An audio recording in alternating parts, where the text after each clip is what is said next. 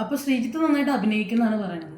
Okay, എന്താണ് ശ്രീജിത്തിന്റെ speciality? I mean method acting, classical acting, Stanislavski? Ma'am, ഞാൻ അങ്ങനെ ആക്ടിങ് പഠിച്ചിട്ടൊന്നുമില്ല, പക്ഷെ ഞാൻ നന്നായി അഭിനയിക്കും മാം. മാം പറയുന്ന പോലെ അഭിനയിച്ച് ഫലിപ്പിക്കാൻ പറ്റുമെന്നാണ് എൻ്റെ ഒരു വിശ്വാസം. ഓ ശ്രീജിത്തെ, ആത്മവിശ്വാസം മാത്രം വെച്ചുകൊണ്ട് ഈ ഫീൽഡിൽ പിടിച്ചെടുക്കാൻ പറ്റില്ല.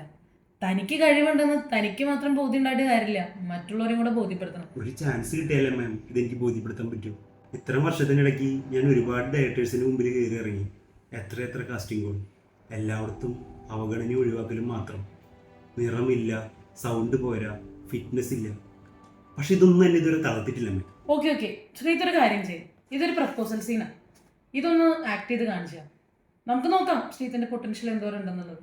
ഒരു 10 മിനിറ്റ് സമയം എടുക്കും. I will be back. Okay. പ്രിയതമേ, നിന്റെ സൗന്ദര്യം. ഹലോ എടി ഞാൻ കുറെ വിളിച്ചായിരുന്നു, തന്നെ കിട്ടിയായിരുന്നില്ല. എടാ, എനിക്കിത് ശരിയാവും തോന്നുന്നില്ല, നമുക്ക് നിർത്താം. എടി നീ എന്തൊക്കെയാ പറയുന്നത്? നമ്മൾ കഴിഞ്ഞ ആഴ്ച കൂടി സംസാരിച്ചല്ലേ? I am seen അനദർമാൻ.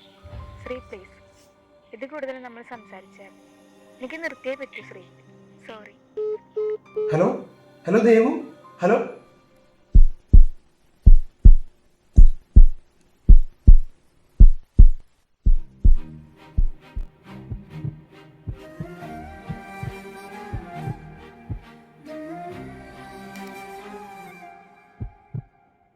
ശ്രീത്തെ എന്തായി? ഓക്കെ അല്ലേ? എടുക്കല്ലേ? ക്യാമറ ഒന്നും ഇല്ല, തൽക്കാലം ക്യാമറ ഉണ്ടെന്ന് വിചാരിച്ചങ്ങ് തുടങ്ങിക്കോ. 3, 2, 1 ആക്ഷൻ.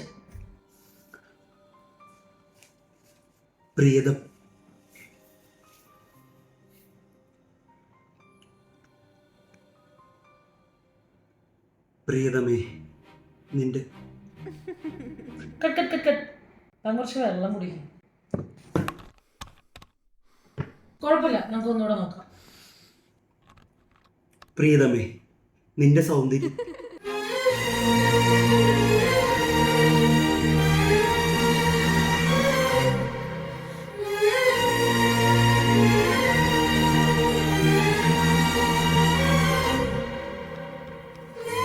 ശ്രീജിത്തെ, നമുക്ക് അടുത്ത പ്രാവശ്യം ശ്രമിക്കാം. മാം, ഞാൻ പെട്ടെന്ന് ശ്രീജിത്ത് ഇനി ഇവിടെ ഇരുന്നാ അത് എനിക്കും വിഷമവും ശ്രീജിത്തിനും വിഷമവും.